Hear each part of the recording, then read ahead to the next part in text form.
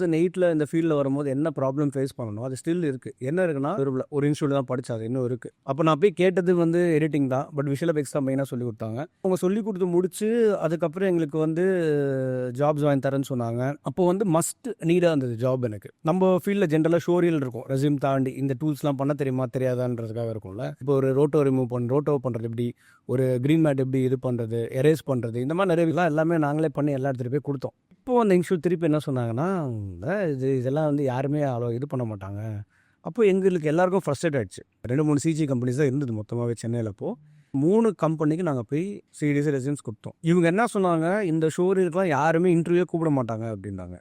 But நாங்கள் கொடுத்த 3த்துலேயும் பார்த்தீங்கன்னா இன்டர்வியூ கூப்பிட்டாங்க. இப்போ நெக்ஸ்ட் ஷாக் என்ன அப்படின்னா, நீங்கள் எல்லாம் செலக்டட்ன்றாங்க. அப்போ தான் எங்களுக்கு என்ன தெரிஞ்சதுன்னா, நம்ம ஏமாற்றிட்டோம்.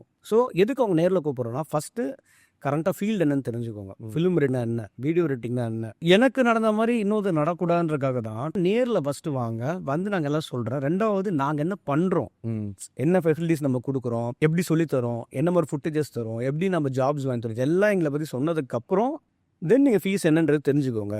ஸோ அப்போ தான் கரெக்டாக இருக்குன்றக்காக தான் நம்ம நேரில் வந்து எல்லாமே வந்து கூப்பிட்டு, அதனால தான் அது மாதிரி நேரில் வர சொல்லி பண்ணுறோம்.